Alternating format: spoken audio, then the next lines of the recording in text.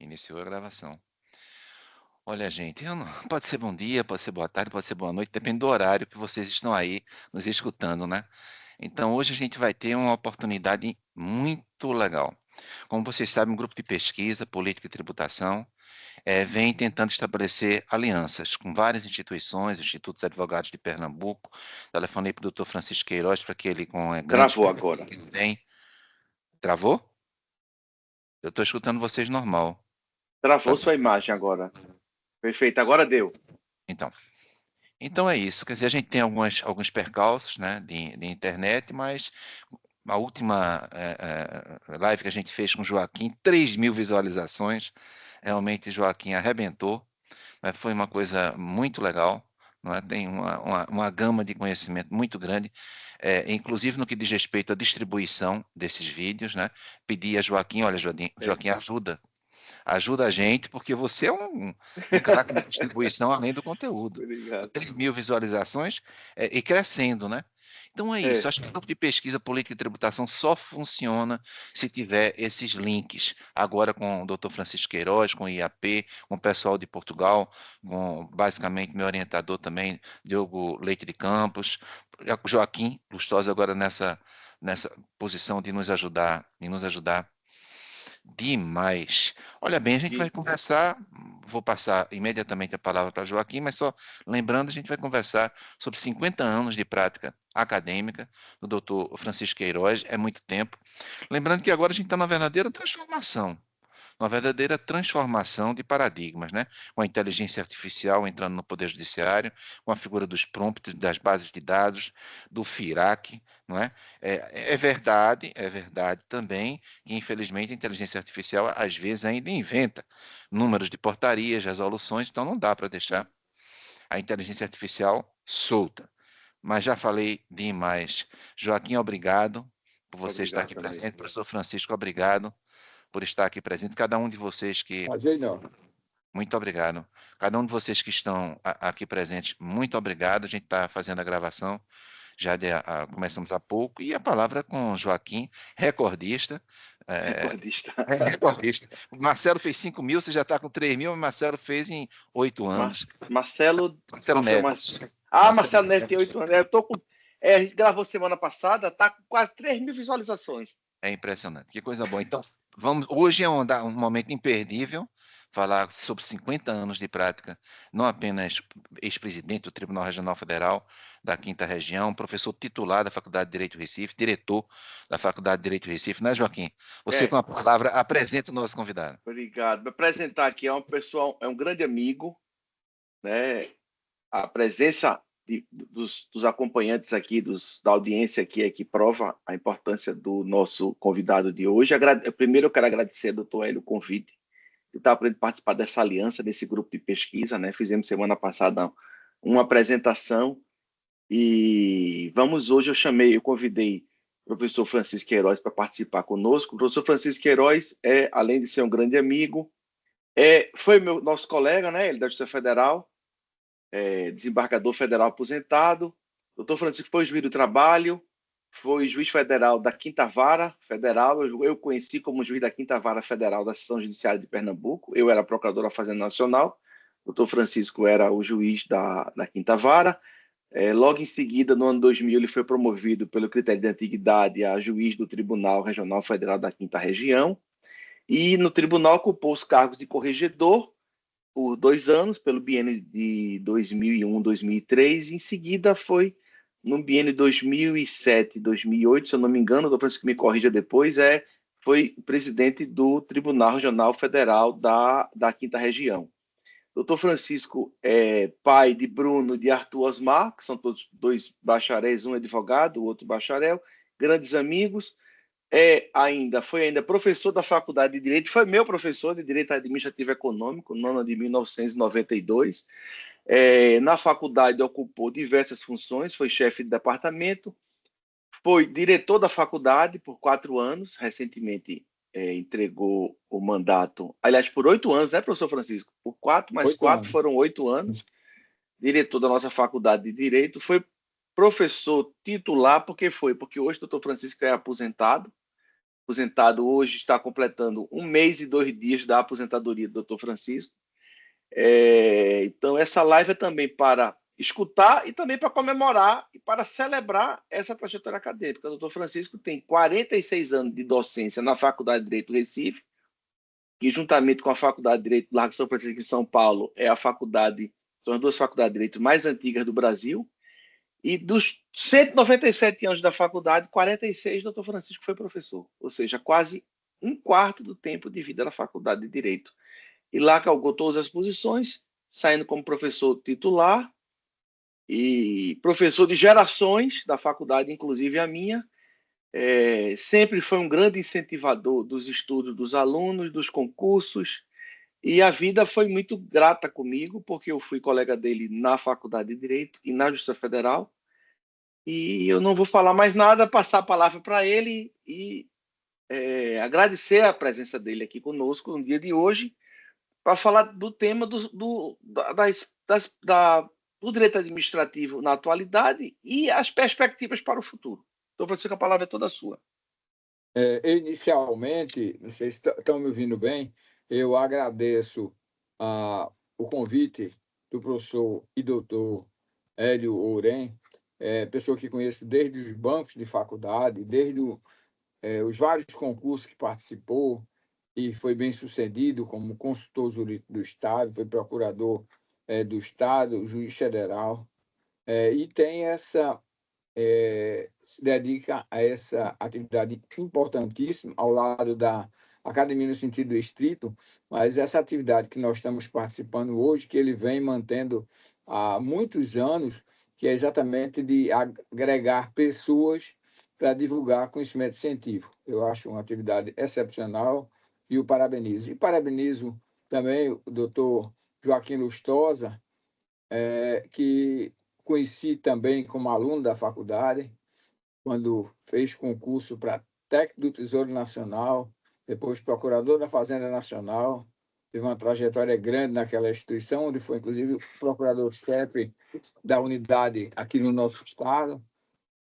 Depois foi super bem aprovado no concurso para juiz federal da primeira região, veio depois removido para a nossa região e tem uma atividade brilhante, inclusive na faculdade, como professor de Direito Tributário.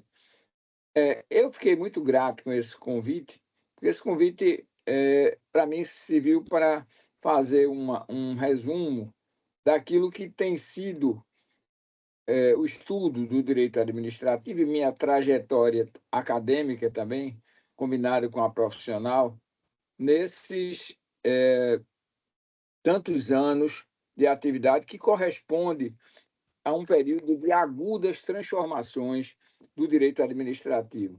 Esse modelo, esse exame dessa evolução corresponde a um estudo que vi bem interessante que se fez na Alemanha sobre os últimos 50 anos do direito administrativo alemão.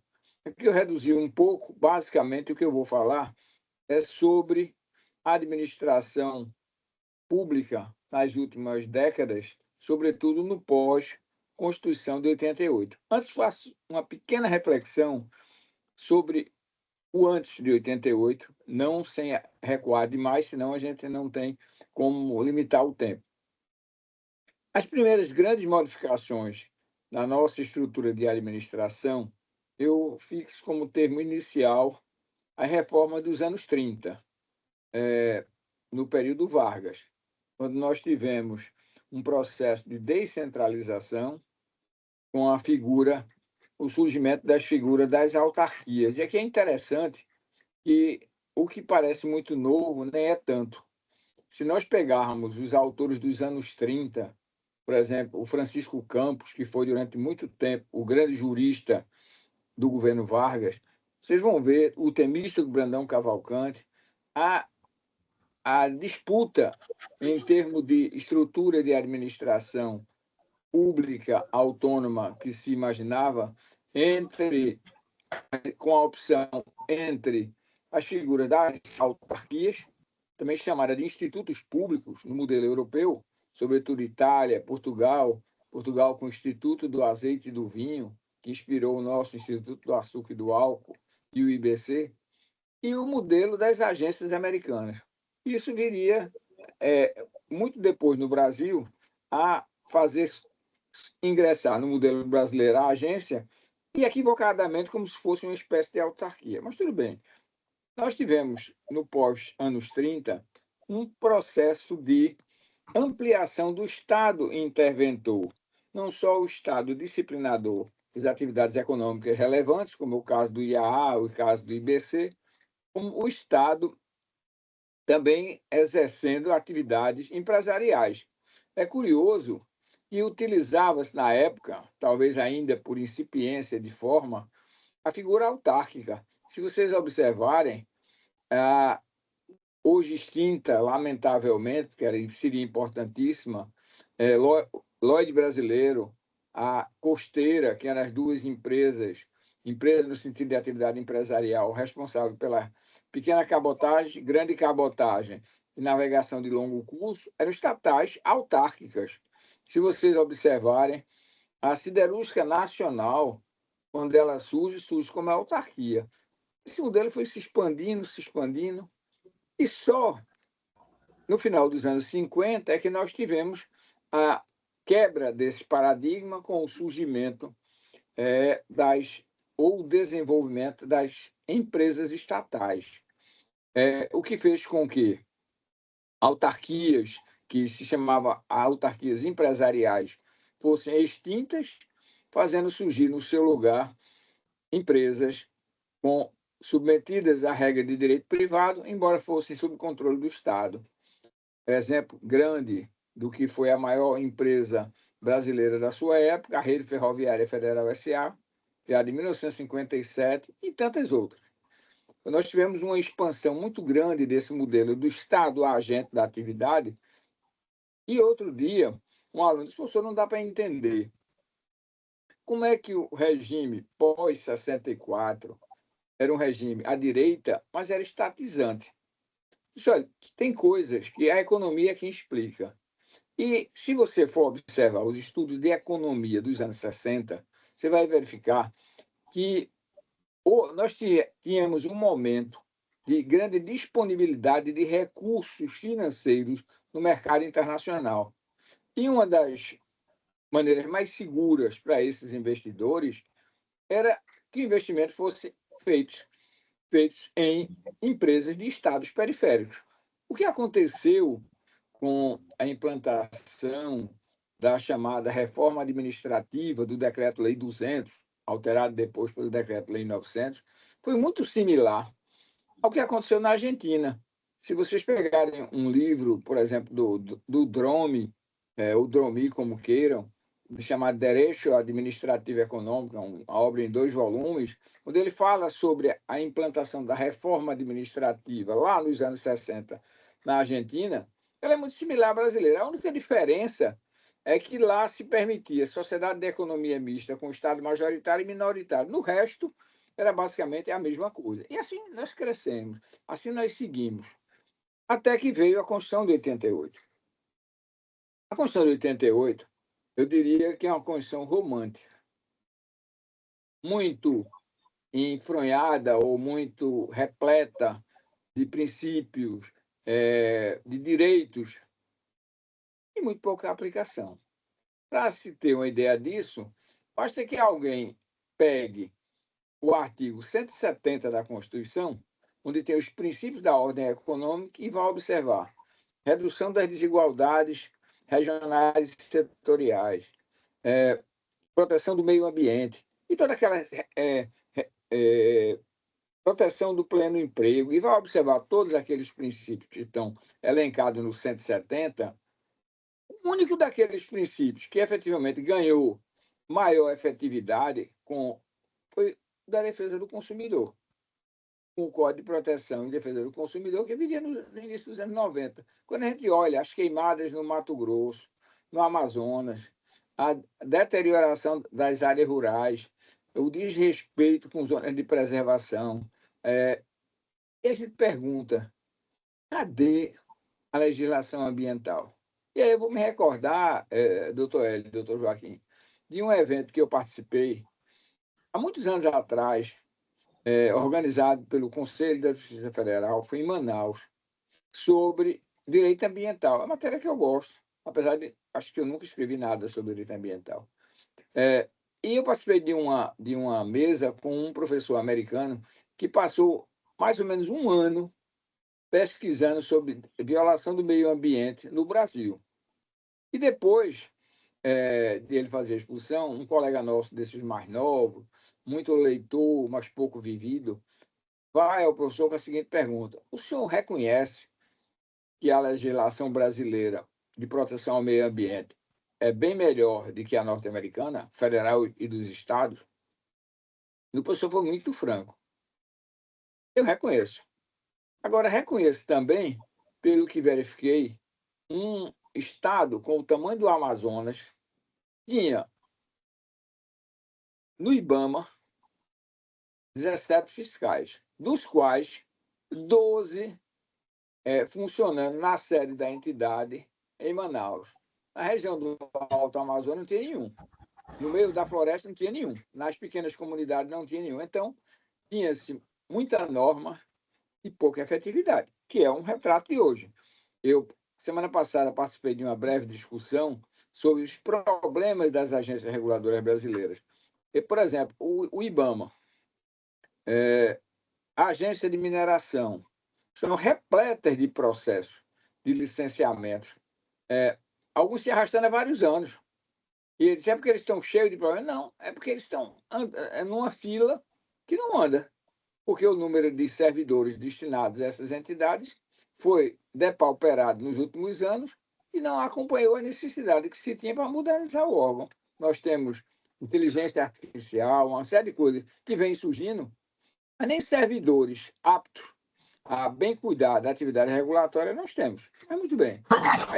Aí seguindo em frente.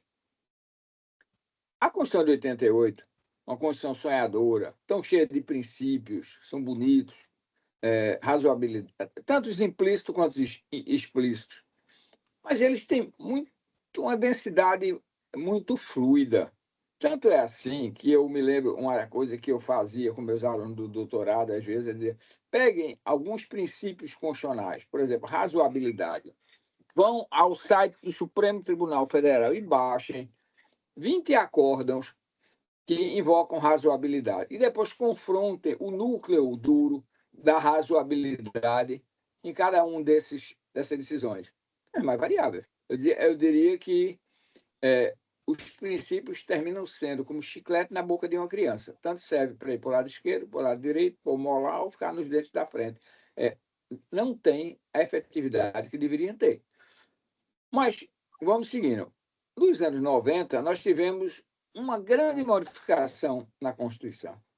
Muitas foram as modificações que possibilitaram alterações em relação a atividades que só o Estado exercia. Por exemplo, as atividades de telecomunicações eram próprias da União e empresas sob controle da União. Isso foi alterado. Tivemos a revogação do artigo 171 da Constituição para possibilitar que empresas sob controle estrangeiro pudessem exercer, salvo raras exceções, atividade de mineração. Nós tivemos a exploração do gás canalizado, que a Constituição estabelecia que era atribuição dos Estados-membros e de empresas estatais transferidas para serem exercidas por particulares sob concessão. E assim, aquele núcleo das atividades que seriam exercidas pelas empresas estatais foi sendo diluído.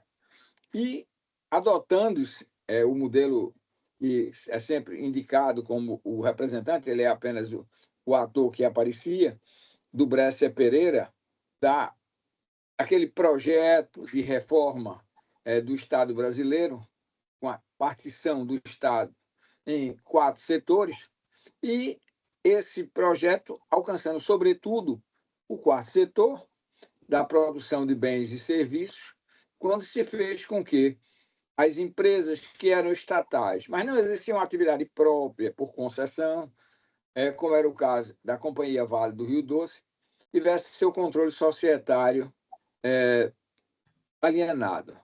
E eu não vou tecer mais comentários específicos, mas, na minha opinião, a venda da Vale, da forma como foi feita, foi uma das coisas mais atentatórias ao patrimônio nacional que se fez. A forma, o modelo, onde se optou simplesmente pela alienação do controle das ações com direito a voto. Isso não foi um modelo que atendeu às conveniências do Estado brasileiro. A alienação da siderúrgica nacional, quem olha a história da CSN, surge no governo Vargas como um elemento necessário para possibilitar que a indústria pesada brasileira pudesse se desenvolver, também alienada. E assim tantas e tantas empresas. O que não era próprio, específico do Estado, foi alienado, e às vezes alienado depois de um profundo saneamento financeiro por parte da União. E ao lado disso, nós tivemos o surgimento de uma lei que estava prevista desde a Constituição de 34, mas nunca foi editada, que é a Lei Geral de Concessões, Permissões. Essa lei veio como um instrumento para assegurar os futuros concessionários o direito aos reajustes e revisões, que o sistema anterior possibilitava a prática de preço político.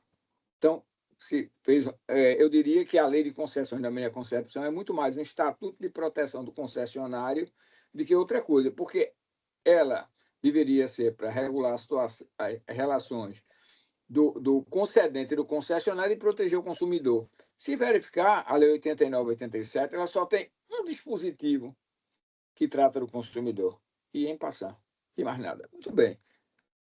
Depois teríamos o surgimento das parcerias público-privadas, que corresponde àquela ideia argentina das sociedades de economia mista com participação minoritária do Estado. Se argumentou que isso seria importante para que o setor privado pudesse se desenvolver atividades, mas tendo o suporte estatal como participante dessa atividade, o que asseguraria uma condição financeira mais forte, mais densa, para que a atividade se desenvolvesse. E nós tivemos vários exemplos de parcerias público-privadas, embora elas não tivessem ganho a mesma desenvolvimento das concessões da Lei 89 e 87, mas estão aí. Ao lado disso, nós tivemos, como um outro modelo de injeção de recursos para controle privado, o sistema dos convênios ou dos consórcios público-privados para a criação de empresas de grande porte. Exemplo disso na área da eletrificação. Se vocês olharem, o maior exemplo de maior porte é a maior hidrelétrica totalmente brasileira, porque Itaipu é binacional, que é a hidrelétrica de Belo Monte, que tem alguns erros graves em relação à forma do lago, sob o argumento que iria preservar o meio ambiente, que terminou prejudicando, em épocas de água baixa, como nós estamos tendo agora, o funcionamento de menos de 1/4 das turbinas, mas é outro detalhe. Nós tivemos um problema similar em relação às usinas do Rio Madeira, 2 usinas, Santo Antônio e Giral. Nós tivemos as concessões para a segunda área de atuação em relação à energia, que são as linhas de transmissão, os linhões. Tem sido um problema muito difícil a concessão dos linhões, pelos problemas técnicos e de custo e retorno difícil que nós temos. E nós estamos tendo, hoje, o surgimento de inúmeras outras empresas privadas, sobretudo para o desenvolvimento de atividades, não a distribuição, essa foi praticamente toda privatizada, mas para a produção de energia a partir de fontes alternativas, eólicas, energia solar e por aí vai. Muito bem. Tivemos toda a privatização do setor de telefonia. No passado, nós tínhamos uma estrutura que era das empresas locais, que depois, aqui em Pernambuco, depois tivemos a unificação das empresas pequenas com a Companhia Telefônica de Pernambuco, CTP. Depois isso seria transformado numa subsidiária da Eletrobras, a Telp, como tínhamos, a Telasa e por aí vai, e depois tudo isso foi mandado para o setor privado. E hoje se diz, às vezes a gente encontra alegações tolas, olha, veja como o setor de telefonia avançou tanto nas mãos do setor particular. Na verdade, o setor de telefonia avançou tanto, não foi por isso. Nós tivemos um saneamento dessas empresas, se diz que para receber nos leilões 37 bilhões, o governo federal, na época, gastou 52. Mas a questão não era só essa. O que nós tivemos um grande avanço foi pela mudança da tecnologia, que passou a deixar de exigir cabos telefônicos. Hoje mesmo a telefonia fixa, ela não usa mais, as novas linhas não usa fio de telefone, são sinais de telefonia. E por aí nós seguimos. Muito bem. Nós tivemos, inicialmente, nos anos 90, 3 agências que eram as 3 mais ligadas ao setor que estava se desestatizando: energia elétrica, telecomunicações e petróleo. O petróleo, pela questão do custo de implantação, até hoje ainda permanece em relação à prospecção e ao refino sob controle muito forte do Estado. Por quê? Nós temos 14 refinarias da Petrobras. Então, o particular, para ingressar nesse setor, ele não tem escala para concorrer com a Petrobras. Ainda bem. Porque isso tem feito com que consiga-se manter em condições razoáveis o preço. Mas, mesmo assim, no governo passado, se fez uma privatização das áreas mais rentáveis desse setor, que foi a exploração dos dutos de gás vindo dos poços de extração para o destino, que era objeto de atuação de uma empresa subsidiária da Petrobras. Isso foi alienado. O preço de banana. De um jeito que hoje nós temos o custo que a Petrobras hoje paga à empresa privada, em 7 a 8 anos, já está se pagando o preço da implantação daquilo que a Petrobras tinha de graça. Mas isso é um detalhe. Outra questão foi a alienação do controle societário da distribuidora da Petrobras para o setor privado. Dizem até que ele, por conta disso, respondeu um processo no Supremo com alguns benefícios para o senador Fernando Collor de Mello. Não sei se é verdade. Sei que respondeu e foi condenado num processo, está pendente de um embargo de declaração lá no Supremo Tribunal Federal. Mas o setor foi desestatizado. O setor de mineração ganhou um profundo instrumento de desestatização com a revogação do artigo 171 da Constituição, que afastou a diferença tão relevante que se tinha entre o que é uma empresa de capital nacional e o que é uma empresa brasileira, que é apenas a criada no Brasil, de acordo com as leis brasileiras. Então, nós tivemos outras áreas também de desestatização, que às vezes passam desapercebidas, mas são de enorme relevo, como, por exemplo, ao lado do seguro, que é uma atividade tão importante, a atividade do resseguro, que era estatal com o IRB, foi desestatizada. Então, nós tivemos um processo profundo de transferência para o setor privado de uma série de atividades que foi... Me dê só um segundo aqui para eu fechar um negócio aqui. Só um detalhe, né, Joaquim, enquanto o professor está enfim, resolvendo o que ele tem a resolver. Então, note a questão do regime jurídico das autarquias. Quer dizer, o professor, cerca de 50 anos, né, trabalhando com direito administrativo, e após isso... Professor, na verdade, eu estava apenas abrindo a janela que o gato estava pedindo para passar para a tela. Eu só falei o seguinte, nesse intervalozinho, quer dizer, nesse intervalo de quase 50 anos, que eu não vou interromper, o senhor então está destacando a questão das autarquias, né?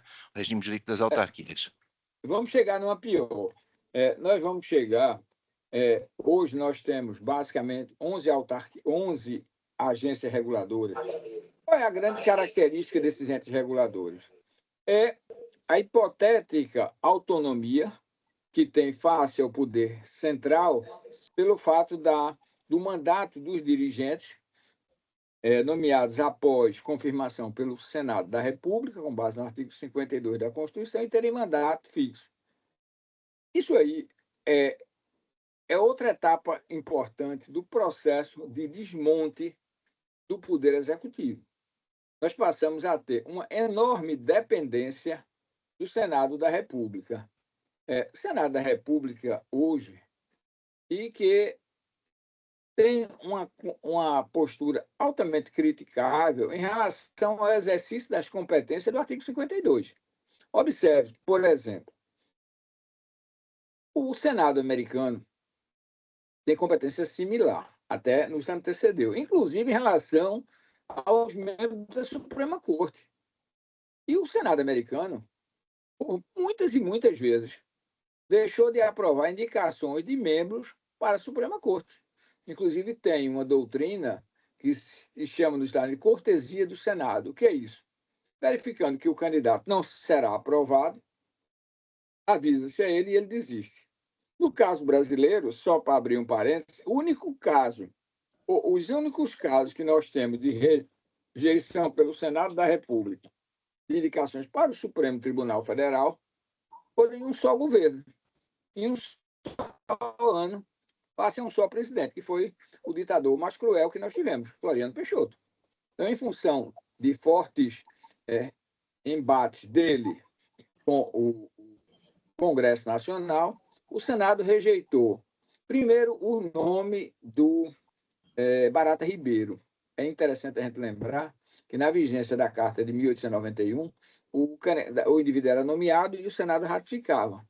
Tanto é que o Barata Ribeiro chegou a funcionar 11 meses como ministro do Supremo.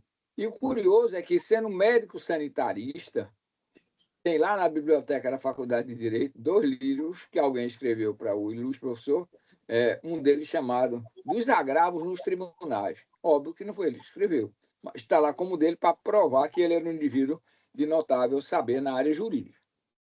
Muito bem. O processo de desestatização ou redução do Estado brasileiro nos anos 90, ele foi importante, não importante porque tenha sido tão relevante no sentido bom da palavra, mas ele trouxe uma grande modificação na estrutura do Estado. O Estado abriu mão de quase todas as atividades do chamado quarto setor, produção de bens e serviços, e teria se concentrado na atividade regulatória. Porque o chamado terceiro setor, que é o setor das atividades, em princípio, não lucrativas, como atividades assistenciais médicas, sofreu um processo que, ironicamente, se chama de publicização, que é o surgimento do chamado público não estatal. Na verdade, é um grande engodo. Através de entes como as OS, as OCIP, entidades de colaboração, nós tivemos, como temos Brasil afora, inúmeras instituições privadas, por exemplo, na prestação de serviços médicos, que são privadas, são rentáveis no sentido de ter receita maior do que despesa, e que, em tese, são entidades que não visam lucro, mas são entidades, inclusive, que tiraram do setor público, por exemplo, a grande capacidade de explorar hospitais públicos de relevo. Vou dar um exemplo. Vocês são mais novos do que eu, não acompanharam. Nós tínhamos aqui alguns hospitais públicos muito relevantes. O Hospital do Barão de Lucena. O Hospital do Barão de Lucena era um hospital de referência. O Hospital Agamenon Magalhães, o Hospital Getúlio Vargas. Esses hospitais todos e outros tantos que foram surgindo, como as UPAs, hoje são todos explorados por entidades privadas. É um modelo com o qual eu não concordo, inclusive porque o corpo técnico dessas entidades não é admitido por qualquer processo seletivo público. É admitido ao bel prazer dos seus filantrópicos dirigentes. Muito bem. Nós temos outro ponto importante, que esse ponto que eu vou falar agora, pouca gente fala. São os efeitos do plano real.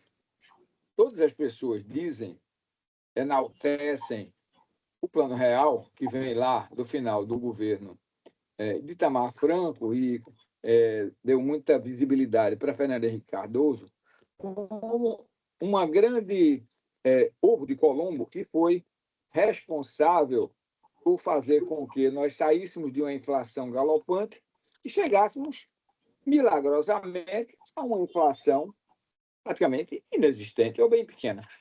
Mas aí vem uma questão, que essa é uma questão que merece uma grande reflexão. Qual foi o grande milagre? O grande milagre, entre aspas, foi a mudança das fontes para cobrir o déficit das receitas públicas. Tem alguns trabalhos bem interessantes que eu procuro pesquisar.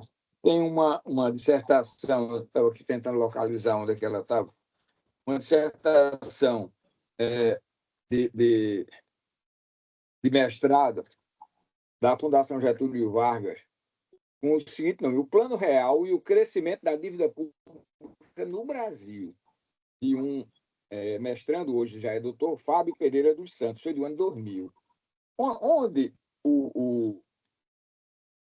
então, mestrando, ele mostra como o Plano Real ele criou uma situação, é um plano que só mais na frente, longe, vai se ter uma adequada meditação sobre ele, como ele fez com que uma dívida pública que alcançava, vejam, a dívida pública brasileira, em função da emissão de títulos, em 2003, alcançava 965 bilhões de reais.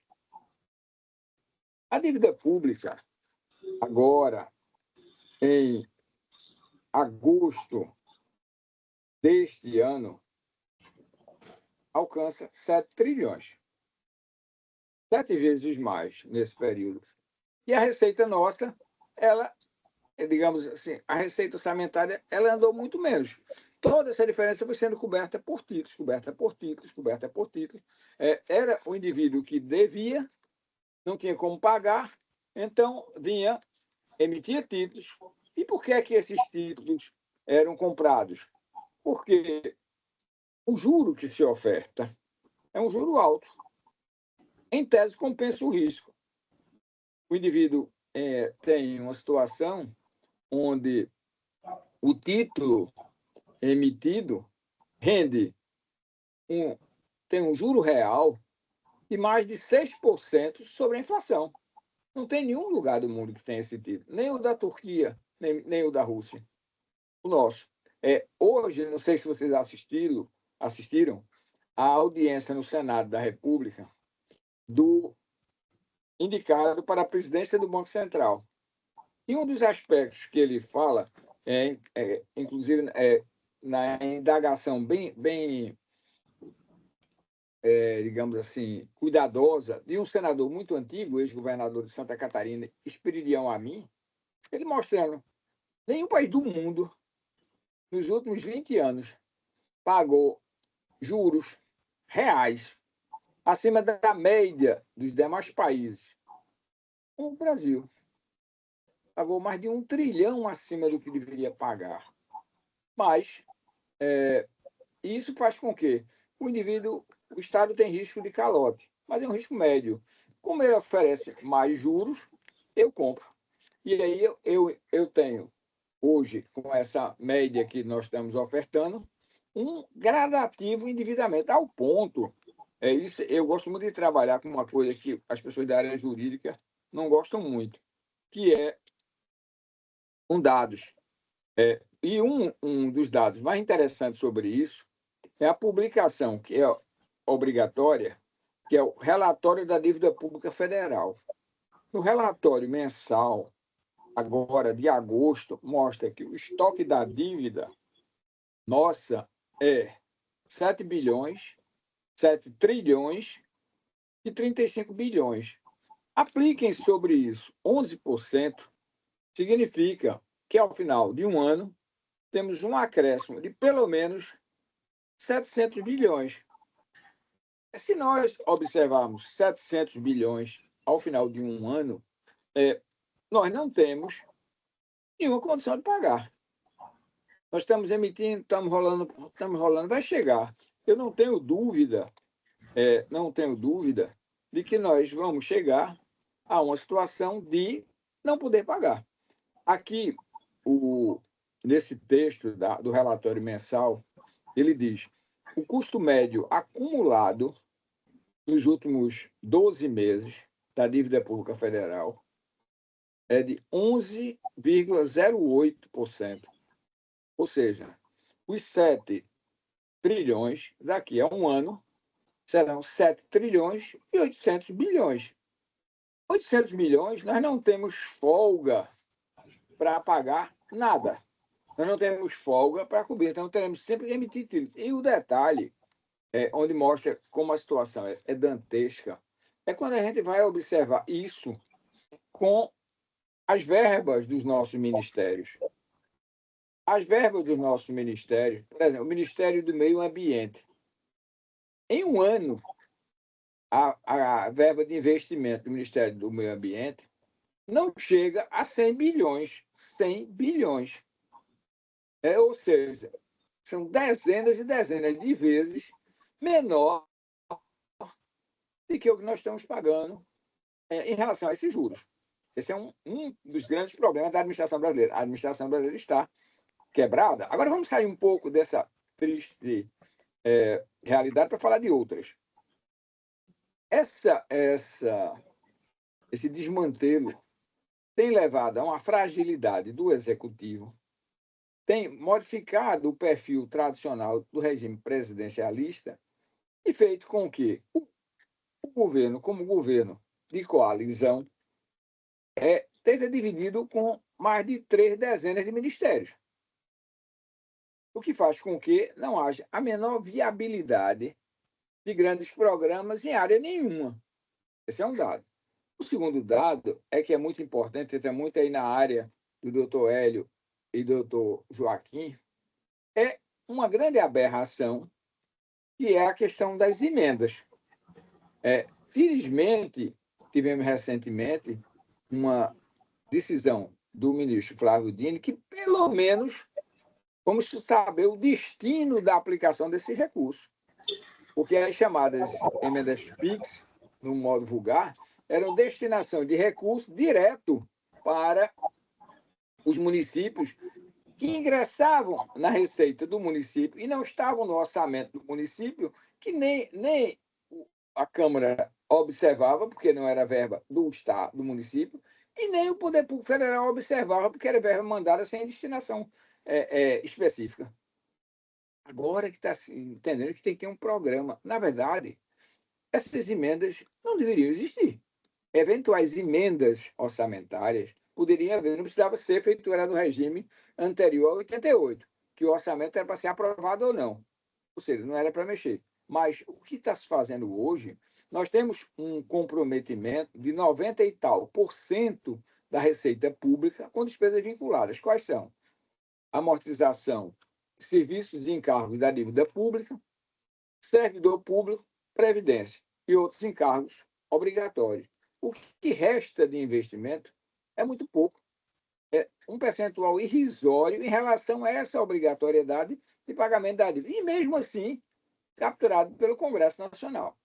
E, com todo respeito, sem estar falando individualmente de ninguém, um Congresso muito pouco respeitável, que essa é a realidade. Nós não podemos, eu sempre digo, quando eu falo assim, aí uma vez uma pessoa na plateia disse: pô, o senhor está sendo meio ofensivo com o Congresso.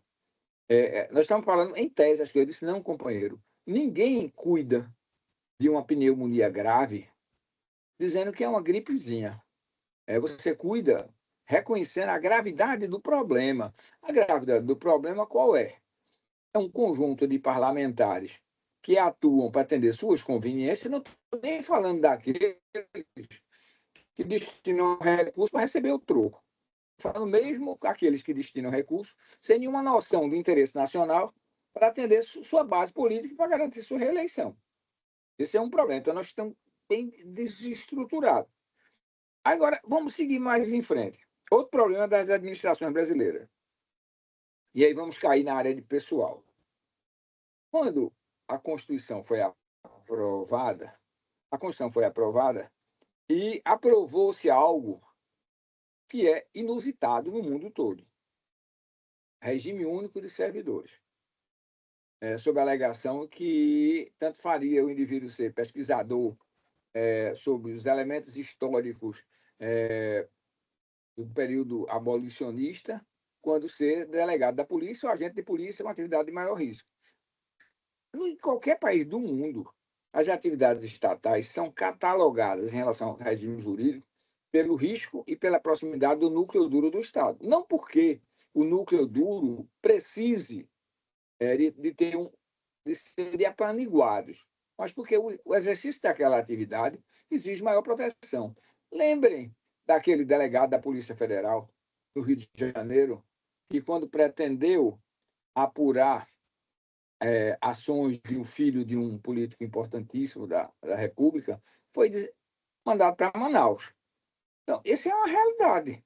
Esse precisa de proteção. O auditor fiscal de Guarulhos, que inspecionou as tais joias sauditas, precisa de proteção. O auditor fiscal que trabalhava apurando irregularidade no Petrolão precisa de proteção. Mas, com todo respeito, o médico que trabalha no hospital público ou no hospital privado é um médico. Ele deve ter um regime contratual que lhe dê boas condições de trabalho, mas não precisa de ter o mesmo regime. Se vocês olharem, por exemplo, a França tem 3 regimes de servidores públicos. Os das atividades próprias, atividades de relevo público, que são contratos administrativos, e os contratados pelo regime normal. Nesse ponto, o regime da Constituição anterior, que permitia contratos pelo regime da CLT, contratos administrativos que eram usados por São Paulo, pelo Estado de São Paulo, município de São Paulo e por Minas Gerais, e o regime estatutário para atividade era mais razoável. Porque, vejam, é muito fácil mudar um texto constitucional ou criar um texto constitucional sem observar os efeitos que isso tem. Quando nós tivemos a implantação do regime único com a Constituição de 88, isso trouxe uma estrondosa carga para os entes públicos. Por quê? Eu me lembro, eu prestei concurso público para entrar na Universidade Federal de Pernambuco. Isso, comecei como professor lá em abril de 78. O concurso era concurso público para o emprego do quadro permanente da universidade de professor auxiliar de ensino. Quando veio a Constituição de 88, todos ficaram estatutários. Isso fez com que o conjunto de agentes públicos que estavam lá, todos passassem a ser regidos pelo regime unificado. Esse regime unificado era um regime que assegurava, inicialmente, paridade, integralidade e todas as vantagens do servidor ativo. Se vocês observarem, esse conjunto chegou ao ponto de ser representativo de quase 40% das despesas de pessoal dos entes públicos, e não despesa do órgão responsável pela Previdência, que seria o INSS. Pior do que isso, só foi a preservação do regime diferenciado, muito mais vantajoso, dos militares. Que foi, eu me lembro, em 1998, eu escrevi um livro sobre a reforma da Previdência dos servidores e estudei muito essa matéria, onde verificava que essa ideia de preservar os militares fora de modificações previdenciárias mais profundas não era uma ideia nossa, era uma ideia que vinha do Banco Mundial, para evitar, porque o setor dos militares, nesses países periféricos, eram setores capazes de gerar turbulência. Era o caso do Chile, era o caso do Brasil, o caso da Argentina, e eles foram preservados. Não digo que eles não deveria se observar as peculiaridades de um regime de alguém que não pode fazer outra atividade.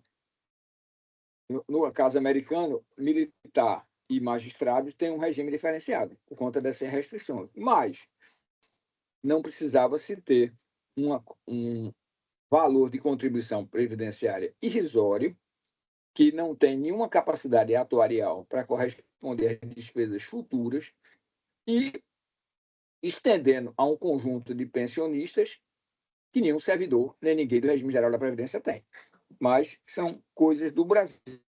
E são coisas que desequilibram a Previdência. E hoje nós tivemos, em função disso, a necessidade de uma emenda 20 da Previdência e mais 3 emendas até chegar no regime que está se tendo hoje.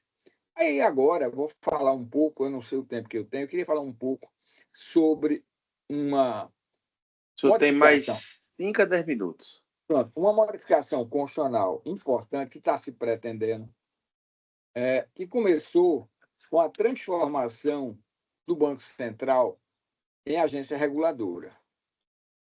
Desde o governo Fernando Henrique Cardoso, se pretendia dar uma maior autonomia ao Banco Central. O Banco Central que surge lá em 64, em substituição à SUMOC, que por aí vai. Mas aí se queria que o Banco Central se tornasse uma agência reguladora. E na normatização que se estabeleceu, ele ficou com peculiaridades maiores ainda, porque ele passou a ser não só a estabilidade dos seus dirigentes, mas a fixação que a direção, a presidência da instituição, coincidiria com a metade do mandato presidencial, como nós estamos tendo agora. E nós temos, em fase adiantada, um outro projeto, que é mais sério ainda, que é um projeto de emenda constitucional 65 de 2023, está no Senado. E esse projeto, ele desmonta várias coisas. Por exemplo, ele diz que o Banco Central é uma instituição de natureza especial, com autonomia técnica, operacional, administrativa, orçamentária e financeira organizada sob a forma de empresa pública e dotada de poder de polícia, incluindo poder de regulação, supervisão e resolução na forma da lei. Veja um monte de bagaço que tem aí. Primeiro, a transformação do Banco Central em uma pessoa jurídica de direito privado, como empresa pública, com os poderes que são inerentes aos entes públicos. E diz assim, autonomia de gestão administrativa, contábil, orçamentária, financeira e operacional, sob supervisão do Congresso Nacional.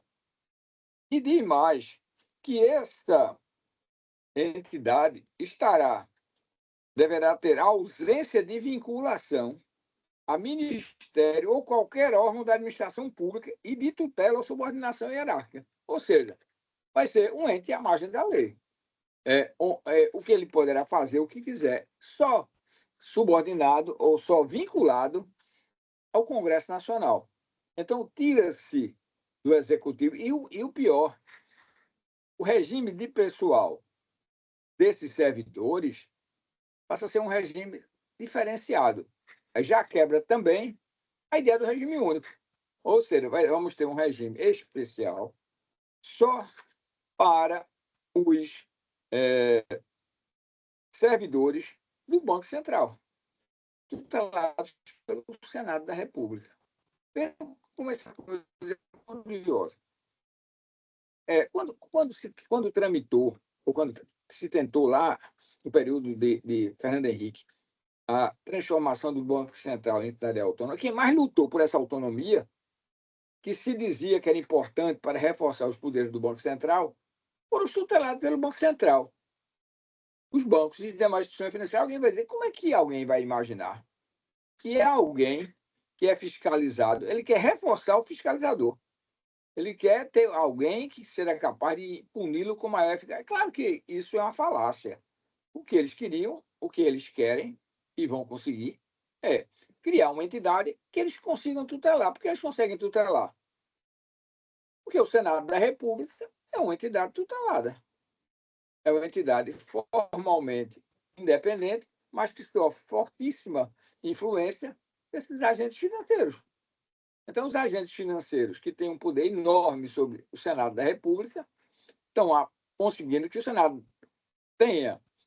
passe a ser o único tutor desse Banco Central da República. Nós teremos um país onde nós já temos uma enorme limitação em relação aos investimentos públicos. E que nós temos outro aspecto tão importante, que foi objeto de uma excepcional tese do Dr. Joaquim, que é essa reforma tributária.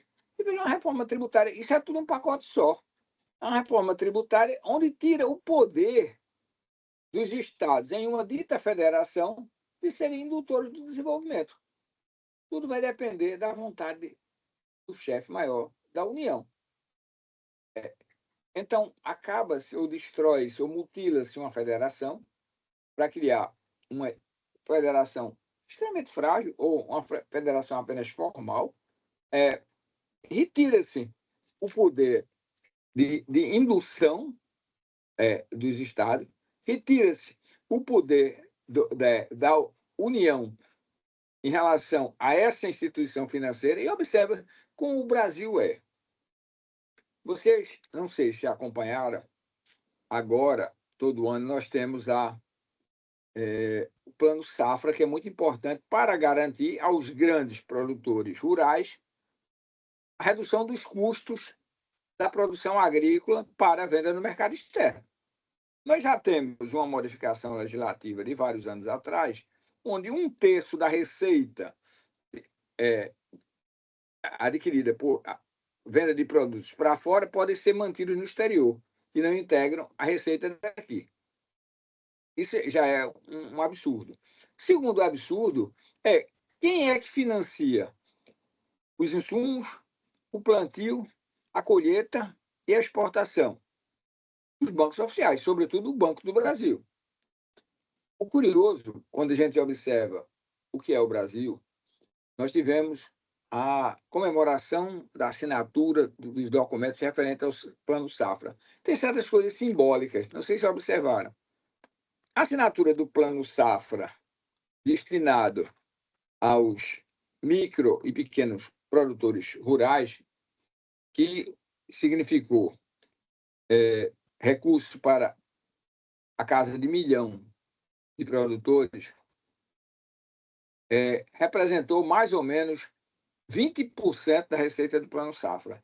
Foi feito em uma solenedadezinha rabugenta no período da manhã. E a grande solenidade de financiamento, de assinatura dos documentos referentes ao Plano Safra para os grandes produtores foi feita em outra solenidade apartada, para não misturar os monges descalços com os monges da nobreza. Então, a grande maioria dos recursos foi destinada ao grande produtor. É mais ou menos o que vocês têm em relação forem observar a renda é essa. Era antes e contra você. 75% das receitas do Banco do BNDES são destinadas a menos de 100 destinatários, empresários ou entidades empresariais, boa parte delas estrangeiras.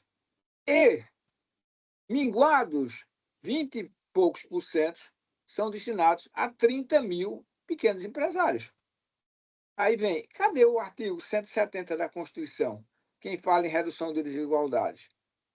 Por que é que a empresa, esqueci o nome dela, que explora a fábrica da Fiat em Goiânia, aqui esqueci o nome, que hoje engloba Dodge e tal, ela precisou de receber do poder público mais ou menos 3 bilhões, e lá vai fumaça, em empréstimos subsidiados, 1 bilhão, e lá vai tal, em recursos do Fundo Nacional de Desenvolvimento do Nordeste, e investiu 400 milhões, só 400 milhões, menos de 10% do investimento de recursos próprios. Essa multinacional recebeu isso. Alguém diz, não, mas foi muito importante para a Goiânia. Foi muito importante, sobretudo, para a empresa. Não é por acaso que o Rio Grande do Sul não quis a fábrica da Ford. Ela foi feita na Bahia, quando, na verdade, ela quis forçar uma prorrogação indevida do incentivo, não foi aceita, ela fechou a fábrica. Essa é a realidade brasileira. Na verdade, a nossa administração, ela, hoje, é uma administração muito capturada. E aí vou terminar só com 2 tópicos. Um bom. De qualquer maneira, a Constituição foi importante quando ampliou o elenco de situações para uso e ocupação de cargos e empregos se exige concurso público. Isso é um grande avanço. Agora, onde não foi um grande avanço, a contrapartida foi a exagerada, absurda quantidade de comissionamentos que nós temos nos 3 poderes da República. Observe, por exemplo, o Senado, a Câmara dos Deputados. Não precisa que vocês acreditem nada que eu estou dizendo, basta que olhem no site o número de cargos em comissão na Câmara dos Deputados e no Senado da República e o número de cargos efetivos. Tem cargos importantíssimos, como os 2 consultores parlamentares, que são aqueles que realmente preparam os projetos. Mas a grande maioria, inclusive sem a obrigatoriedade de trabalhar em Brasília, são dos comissionados. Observe a nossa Assembleia Legislativa, as câmaras de vereadores. Outro dia eu estava conversando com uma pessoa, há poucos dias, dizendo que ninguém consegue concorrer com a prefeita, porque entre comissionados, entre terceirizados, nós temos 2.000 cargos em emprego. No município de 30 mil habitantes, isso é. Então essa preservação dessa estrutura do chamado spoil system, ao vencedor as batatas, é inaceitável, mas é a regra ainda. A regra não jurídica, mas é o mundo fático onde se vive. Não é por acaso que eu vi um estudo comparativo bem interessante, onde mostrava que a França, com uma estrutura de prestação de serviços importante e bem ampla na área de saúde, transporte, educação, etc., mesmo assim, ela tinha um total de cargos comissionados menos do que a Prefeitura de Campina Grande. Parece brincadeira, mas você pode tirar Campina Grande e botar Feira de Santana, Caruaru, qualquer cidade dessa. Porque os cargos ditos de comissão, os cargos de governo, são muito poucos. O resto são cargos de carreira estruturados com formação na Escola Nacional. Esse é o Brasil.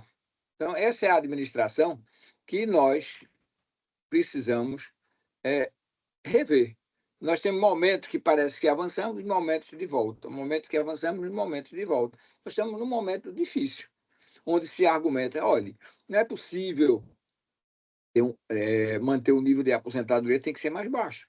Mas se nós observássemos, se nós tivéssemos a capacidade e a força política de conseguir, por exemplo, quando a União Soviética sumiu e ficou a Rússia, uma das coisas que os dirigentes russos disseram foi que não iam pagar aquela dívida extorsiva da União Soviética.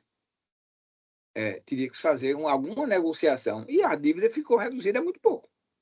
Se nós imaginarmos, se nós tivéssemos alguma coisa que quando se fala como se fosse demagogia, uma auditoria efetiva da dívida pública, para ver quanto se deve. Eu digo ao trabalhador que ele não deve ter ganho real acima da inflação, que é uma forma de ele colaborar de modo altruísta para o crescimento do país. Mas o rentista, o indivíduo que vive de aplicação, e só se tem aplicação do que sobrou, do excedente do que é necessário para sobreviver. O grande rentista, esse tem assegurado pelo nosso sistema jurídico o pagamento da dívida pelo poder público, inegociável. Só é negociável aquilo que representa despesas com servidor, com assistência médica, assistência social, educação. Isso é que é a única coisa que o Estado pode barganhar. É um Estado muito frágil. É um estágio que, tirando toda a roupagem jurídica, no meu entender, funciona muito mais como um capitão do mato da época antiga, para atender os grandes senhores, que são os representantes do sistema financeiro. Essa é a realidade. Isso é o que de fato é. Embora não seja um jurídico formal, com tantos autores, com frases de efeito, que nós encontramos nos bancos acadêmicos. Isso é o que 46 anos de vida universitária me mostrou. Mas é isso aí. Estou à disposição para... agradeço de novo a oportunidade de aqui estar presente e estou à disposição para qualquer troca de ideias, para divergência, que eu acho divergência ótima, e tudo mais que queira. Então, primeiro agradecer, né, Joaquim, ao doutor Francisco, Exatamente. e eu queria Eu colocar, agradeço. Pois não, Ed. em 3 pontos bem específicos que eu não queria perder a oportunidade de escutar o doutor Francisco, com quase 50 anos de trabalho jurisprudencial, acadêmico, na área do direito administrativo. 3 pontos, bem direto. Bom, o comitê gestor. A gente no Brasil temos a União, 26 estados mais o Distrito Federal, 5.600 municípios, acabamos de ter eleições municipais. E aí a gente está criando um grande imposto, vou chamar assim, há quem diga que é um imposto só, quem diga que são dois. Nós temos o IVA no Brasil através do IBS e da CBS, um imposto e uma contribuição, tá bom? Mas esse imposto, esse IBS, que vai lidar com muito dinheiro, ele deve ser gerido, administrado, praticamente tudo que se fizer com esse dinheiro é com o tal comitê gestor. O senhor escreveu muito sobre o regime jurídico das autarquias. Na sua perspectiva, que natureza jurídica é essa, se é que isso importa, do comitê gestor? Esse comitê gestor vai. O Joaquim está escrevendo para mim dizendo que a live dele chegou a 3.000 visualizações. É um mago, ele é um mago da divulgação. Devo dizer isso, ele acabou de escrever, é um mago da divulgação. E aí nos ajude, Joaquim, nessa nossa aliança. Divulgue Pois isso. é. Olha, todo mundo está falando sobre comitê gestor e ninguém chega a conclusão nenhuma. O comitê gestor, na sua perspectiva, é constitucional, porque ele não vai ser eleito. A gente elege deputado estadual, vereador, prefeito, governador, mas quem vai estar mesmo com o dinheiro é o comitê gestor. 27 representantes dos estados, daí dá para entender, né? 26 estados do Distrito Federal, mas 27 representantes de 5.600 municípios. Isso, na sua perspectiva, é constitucional? Isso vai mexer demais? É um novo federalismo no Brasil que se apresenta, não é? É dinheiro demais para gente que não é eleito, que é indicada. E aí, qual é a sua perspectiva? Esse é um ponto que eu queria que falasse um pouco, e deve ter falado bastante, porque a tese de doutorado de Joaquim trata da reforma tributária, né? Queria escutar a sua opinião a respeito do comitê gestor, esse órgão não eleito dentro de um Estado brasileiro democrático, que vai pegar tanto dinheiro e administrar tanto dinheiro, há quem diga até que ele vai pegar as funções dos tribunais administrativos. Não existiriam mais tribunais administrativos no Brasil. Alguns deles, no caso do Pernambuco, conquistados. Então, esse é um primeiro ponto, comitê gestor. O segundo ponto, se considerar polêmico demais, não precisa falar. Mas é o seguinte, o Senado. A gente tem um Montesquieu que escreve um espírito das leis e se fala que a partir dali nós temos um sistema de freios e contrapesos. Embora se esqueça que Montesquieu herdou o cargo de juiz e vendeu o cargo de juiz, quer dizer, não vendeu uma decisão. Vendeu o cargo de juiz. E parece que interpretou errado o sistema inglês. E aí, o Senado tem condição de controlar, participar desse sistema de freios e contrapesos? Supremo Tribunal Federal, o Senado, é possível haver controle na sua larguíssima experiência na situação em que nós estamos? Há quem fale em decreto legislativo do Congresso Nacional para suspender decisões do Supremo Tribunal Federal. O que é que pensa disso? E, finalmente, a Eu tenho última uma terceira. colocação.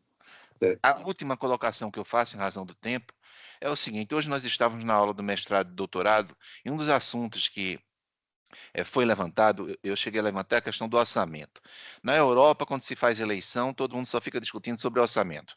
Você pode ser do PS, do PSD, direita, esquerda, enfim, mas é uma discussão central o orçamento. Aqui no Brasil, a gente praticamente não discute orçamento. Não discute execução orçamentária, zero. A gente pode até falar sobre emenda PIX e tal, mas execução orçamentária a gente não discute. Parece que isso não interessa a ninguém. Se eu criar um rio com uma frase engraçada, uma frase de efeito, aí a coisa pega. A pessoa gosta do político, sempre o político mais engraçado, né? Aquele que tem, digamos assim, um maior jogo de cintura. Agora, a execução orçamentária, como é que vai fazer, de onde vem o dinheiro, para onde vai o dinheiro, falou um pouco sobre isso. A gente não discute. Quando se sabe que o Estado moderno, basicamente, ele sobrevive com base em 3 fontes. Ou ele emite moeda, ou ele pega dinheiro emprestado, falou há pouco sobre isso, ou ele cobra tributo.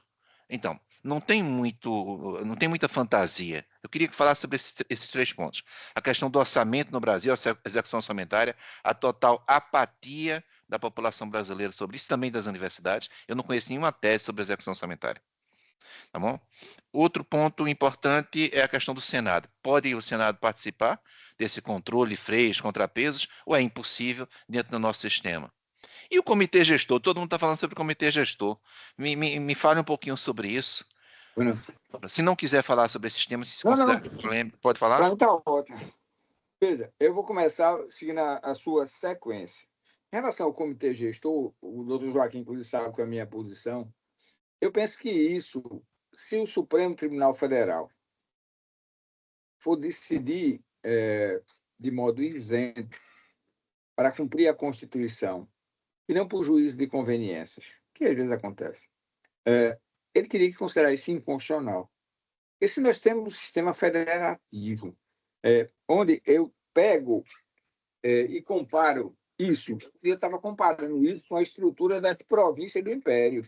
Se eu transformar toda essa aplicação de recursos através, pela mão do comitê gestor e, sobretudo, em relação aos municípios. Aí o município vão ter, no caso dos estados, ainda vão ter representações, eles. E no caso direta, no caso dos municípios, 5.000 e tal, com um minguado número de representantes. E quem serão esses representantes? O representante será equitativo pelas regiões? Imagine um município do Alto Xingu, um município lá dos Pampas Gaúchos, um município da Serra Catarinense. As realidades, os interesses e as necessidades são diferentes. E o poder de pressão é muito diferente. Então, esse comitê gestor, e além do mais, existem situações que não são jurídicas, mas são reais. Teve a oportunidade e teve uma boa atuação quando participou da Turma Nacional de Uniformização, não foi isso? Da TNU. Quem é que presidia a TNU? O ministro do STJ. Eu tive a oportunidade, quando era presidente do TRF, de participar do Conselho da Justiça Federal. Foi de 2005 a 2007 que eu fui presidente. Março de 2005 até março de 2007. O que acontecia, às vezes? Houve uma certa altura que uma determinada conselheira, presidente de um tribunal, que depois está se aposentando agora como ministra do STJ, ela disse, não, vamos fazer uma reunião dos presidentes dos TRF, que a gente discute a matéria e leva mais ou menos uniforme a nossa posição na reunião do Conselho, já que tem os ministros que são de peso. E a gente discutiu isso. Eu participei de 2 reuniões desse grupo, e depois abandonei, eu e o presidente do TRF da quarta, pelo seguinte, se discutia, se chegava à conclusão, olha, o item tal da pauta, a posição correta é essa. Todo mundo de acordo. Quando chegava na reunião do Conselho, inclusive essa senhora fazia isso, aí se discutia. Aí o ministro-presidente, independente de qual que seja ele, dizia, veja, vocês estão defendendo essa posição, mas eu penso que vocês deviam meditar. Aí dizia uma baboseira qualquer, ou uma coisa séria, ou será o que for. E não atendia a conveniência nem interesse de ninguém. E aí, vários dos que tinham votado vinham com aquele argumento puxa-saquista, dizer assim, olhe, ainda bem que o senhor estava aqui para presidir, porque seria difícil. Nós não pensamos nisso. O senhor tem razão, vou mudar meu voto. Toda reunião que tem presidências que não é de pares tem esse problema. Eu não tenho dúvida que esse conselho, esse comitê, será um comitê que irá apadrinhar os que são próximos. Mas talvez a estrutura, por exemplo, eu estava vendo uma pesquisa interessante. Ministério tal, do ministro da Bahia.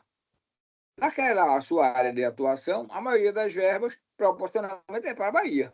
O outro, por que é assim? Então, na verdade, que federalismo é esse? Onde cada um puxa para o seu. Eu não tenho dúvida que num comitê desse, com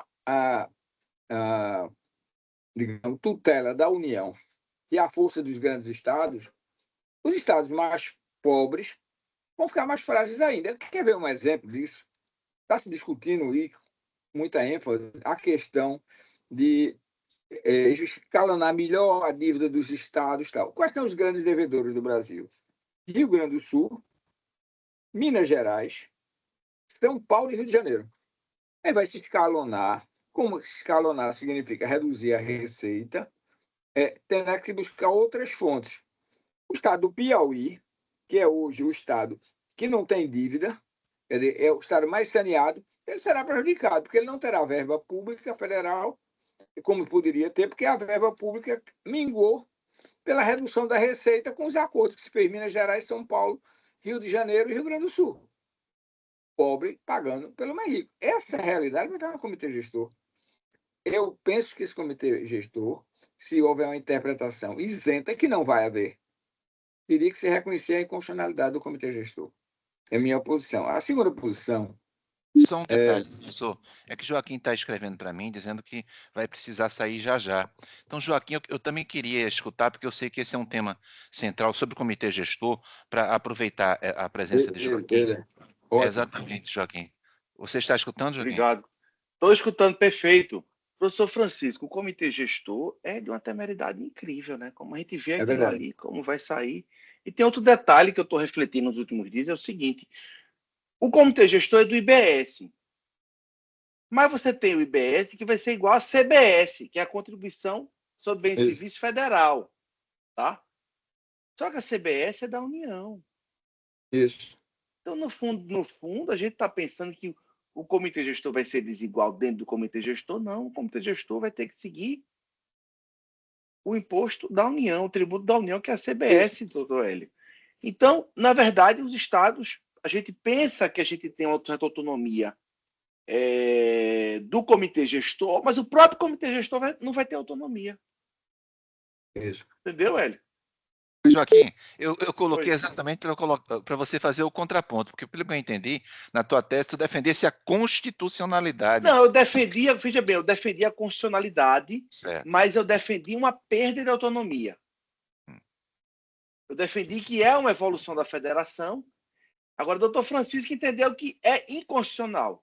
Mas você, nessa perspectiva, quando você diz, olha, não apenas ao problema apontado pelo doutor Francisco no IBS, Estados e Municípios, onde já há um problema grande, mas esse problema, pelo que eu entendi, ele é amplificado pelo fato de haver um espelho mais na grave CBS. ainda. Então seria ainda mais inconstitucional, não? Pois ou não? é. A tese, a conclusão é que é constitucional, mas como eu disse, eu fiquei em dúvida com a conclusão. Diga assim, Joaquim, é constitucional, mas nem tanto. É constitucional, mas nem tanto. Pronto. Mais e ou dá menos para salvar a constitucionalidade? Dá, porque tem um comitê gestor. O próprio regime atual do ICMS, ele não é um regime em que há autonomia plena dos estados, né? Eu digo isso. Já há a emenda 1865, ela já concentra poderes no órgão central, no ente federal, né? E eu achei até um autor, o doutor Francisco, que emprestou esse livro, de Alberto Deodato, Manual da Ciência das Finanças. Ele defende que, evidentemente, que é uma concepção mais antiga, né? Mais tradicional, que a tendência é de concentração e de prevalência dos tributos do órgão maior, no caso é a União. Agora, é muito preocupante a reforma tributária, né? Porque os estados mergulharam numa piscina, no mar, e o mar eles não conhecem, né? Eles estão navegando em águas desconhecidas. Então, o comitê gestor, ele dá essa aparência de constitucionalidade, mas não tanto, né? Eu defendo que há constitucionalidade da reforma tributária, né? Mas é uma constitucionalidade com perda de autonomia dos entes subnacionais, que é o que se enxerga em diversas áreas. Diversas áreas. No próprio direito constitucional, né, que eu falei, da criação de municípios, né? A emenda de 1996, ela restringiu a possibilidade dos estados criarem os municípios. Tem mais, Hélio. Um dos autores que eu trouxe, que era João Camilo de Oliveira Torres, um autor muito bom, ele foi resgatado recentemente, ele vai além, ele critica a justiça eleitoral. Pronto, isso é bom a gente estar falando agora, porque nós estamos na época de eleição. A eleição de vereador é feita por um órgão federal, por um órgão judiciário federal. Cadê a autonomia na organização da eleição, né? No nosso ordenamento, a gente normalizou isso. Veja, e ele diz, mas João Camilo diz assim, que a eleição hoje é um processo judicial na qual o povo é o júri, sujeito a todas as espécies de anulações. de declarações de inelegibilidade, né? É isso que eu tenho a falar. Entendeu? Só para acrescentar, para provocar mais, doutor Francisco, tentando recuperar a tese da constitucionalidade, no Simples Nacional, nós já temos uma espécie de comitê gestor, então isso não é visto como Temos. constitucional?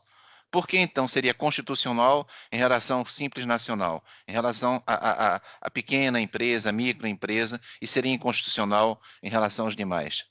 Eu queria que falasse um pouco. Eu vou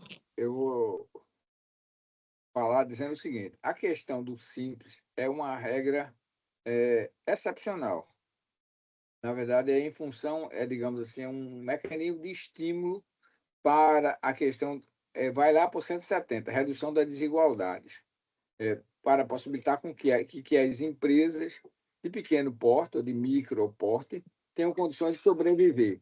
E que o que talvez não fosse possível, a não ser com essa centralização, porque a necessidade de receita dos entes locais é de tal modo que esses benefícios não aconteceriam. Se alguém pergunta, isso arranha a Constituição? Acho que arranha. Eu acho o seguinte, numa ideia eu tive a oportunidade de fazer um estudo comparativo com o modelo americano, muita coisa que a gente tem aqui, que se a gente for comparar com a federação mais real, por exemplo, o combate que se faz à guerra fiscal. No modelo americano, o que nós chamamos de guerra fiscal nada mais é do que o livre exercício da autonomia do Estado de criar incentivos para captar empresas. Por exemplo, Delaware, Califórnia, Nevada e tudo. O sistema tributário de cada um é cada um. É com a forma de captar. No Brasil, criou-se uma camisa de força onde o sistema tributário Doutor Francisco, só uma parte. Delaware não tem seu tax, viu? Para nada. Isso, eu sei. Então, o que eu quero dizer é o seguinte: agora, observe que nós já temos uma redução dessa autonomia dos entes, uma coisa que não é tributária. Quando se extinguiu, no governo Fernando Henrique Cardoso, todos os bancos estaduais, era um mecanismo de incentivo.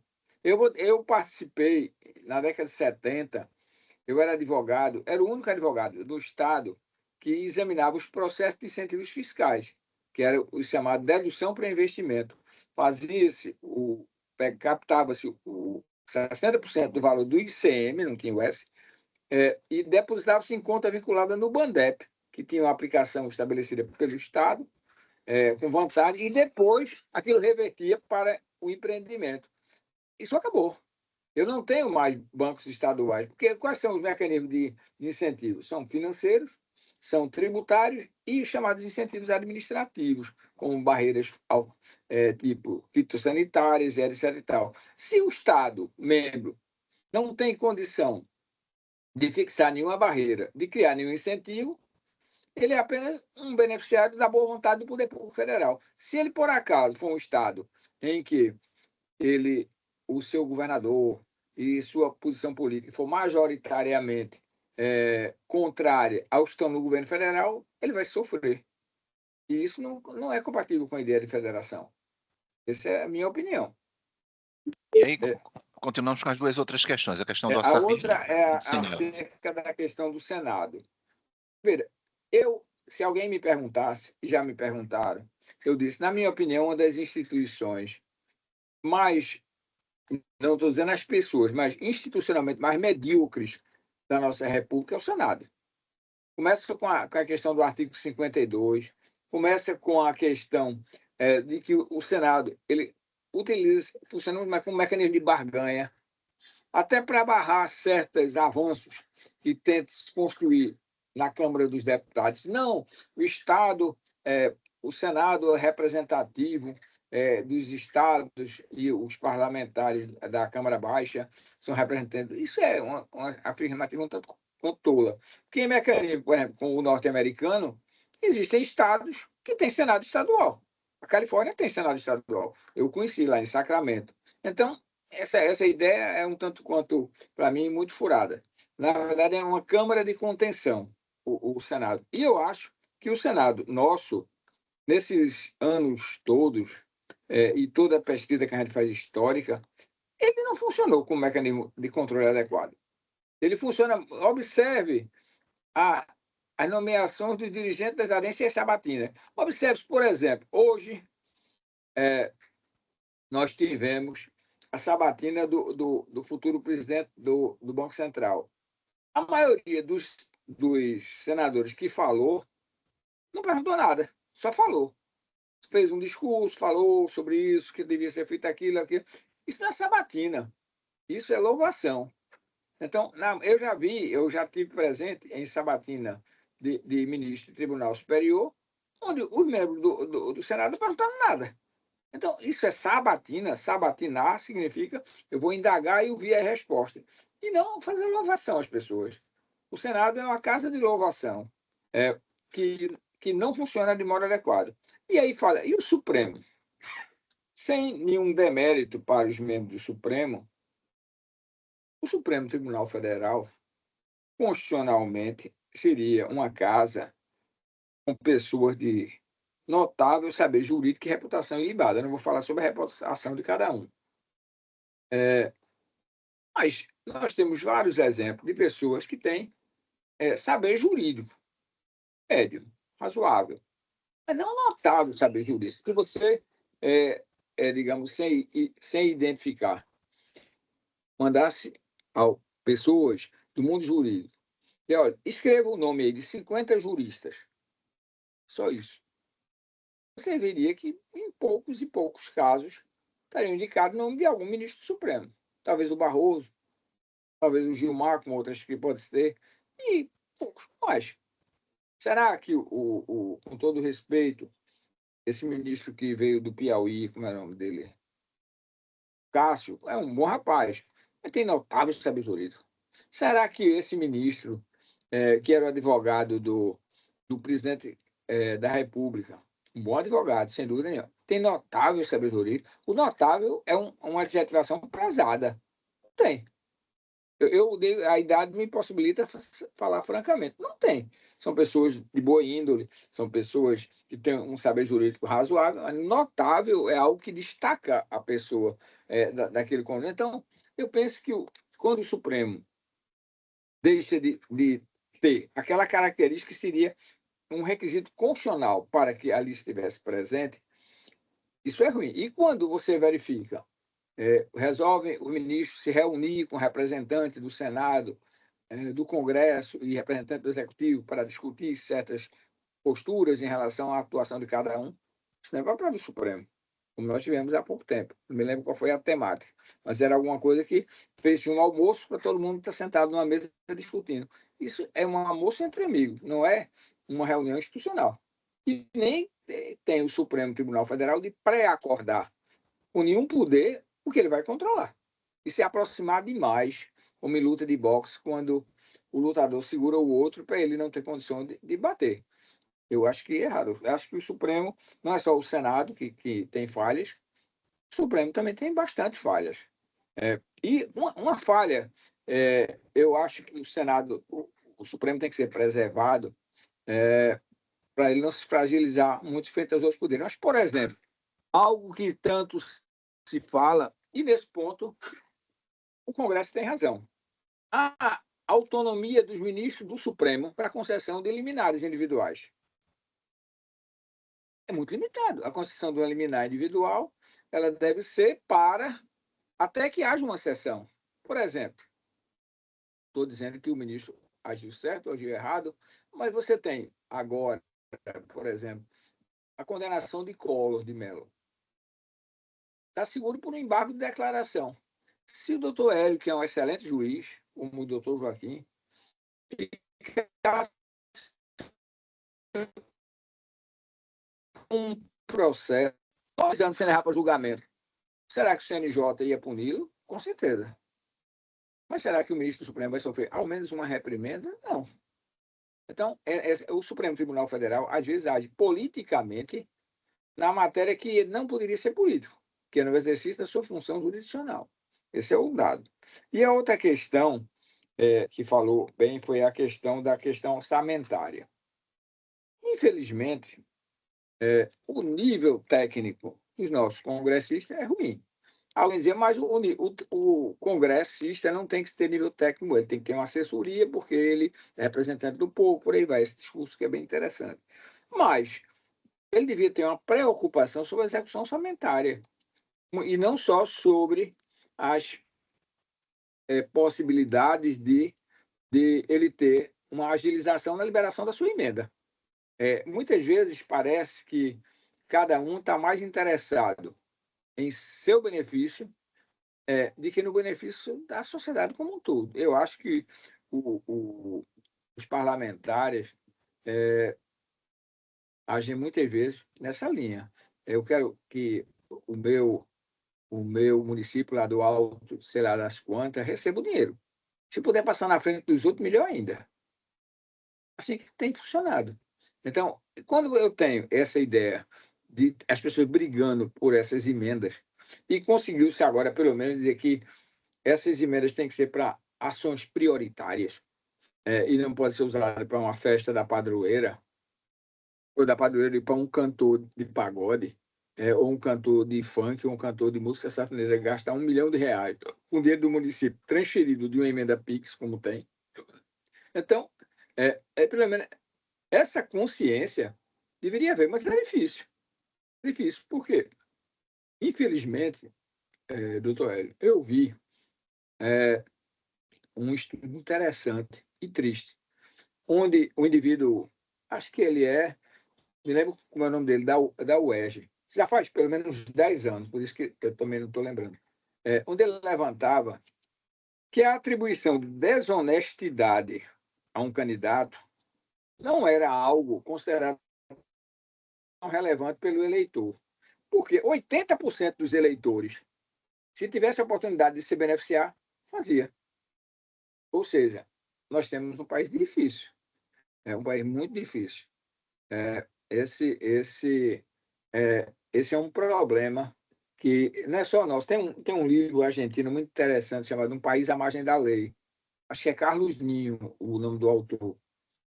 Que mais ou menos retrata com configurações diferentes realidades como a nossa.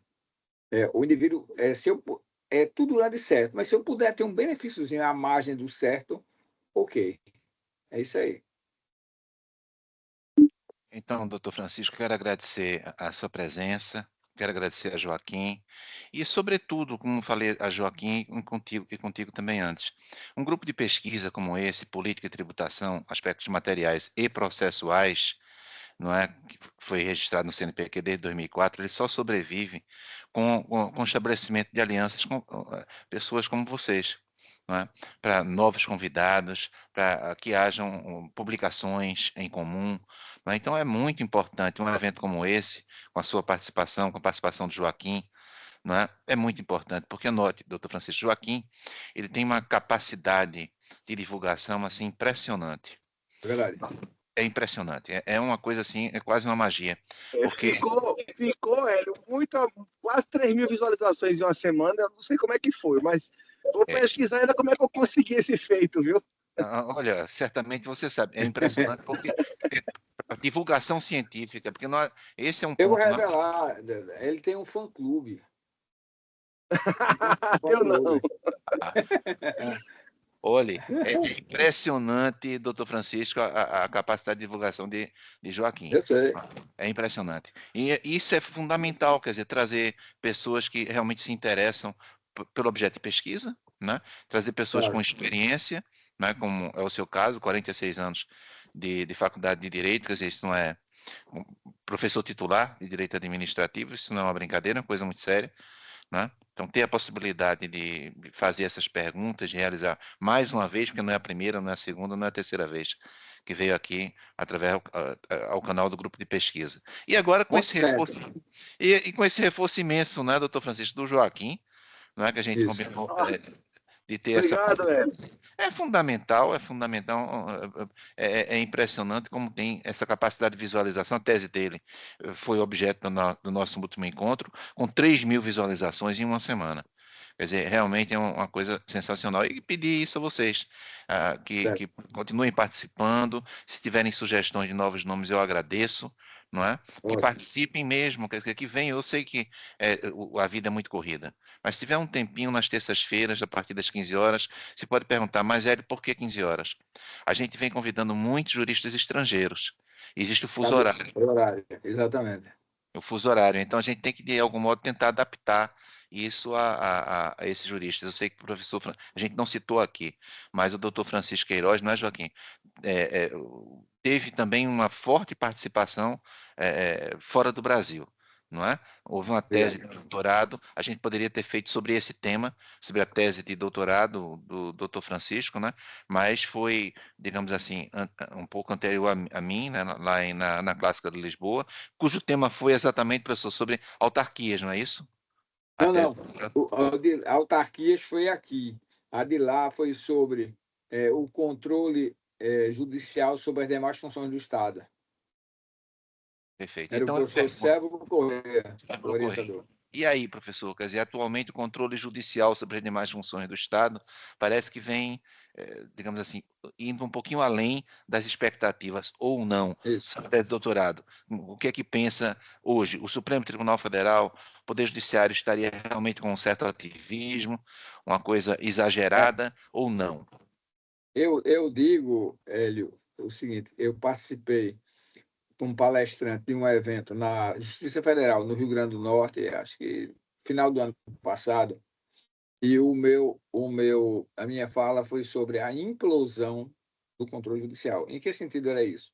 Mostrando que quando o judiciário ele vai muito além do seu papel de controlador, ele não funciona bem. E mostrando, por exemplo, vou citar uns casos concretos. Nós temos um inquérito que é conhecido como inquérito do fim do mundo, ou sei lá o quê.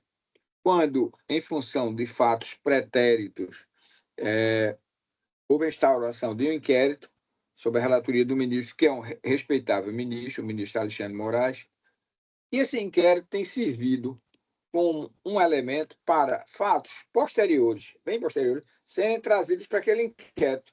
Então, o inquérito deixou de ser um instrumento para a aferição de fatos ocorridos para ser um instrumento para a aferição dos fatos ocorridos e todos os outros que venham a ocorrer e uma ação penal que não se instaura.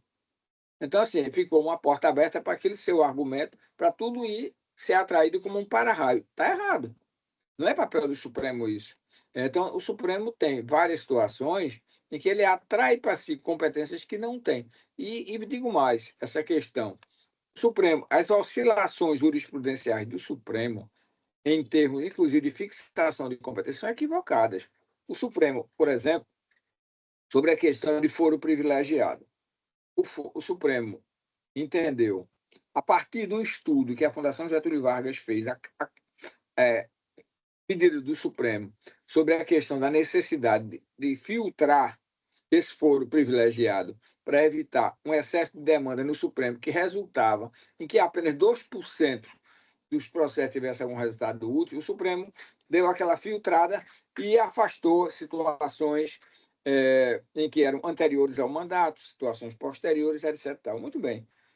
Mas agora, recentemente, eu não digo que ele merece ou não merece ter punição, mas em função da necessidade de manter o ex-presidente na tutela do Supremo, modificou o entendimento de novo.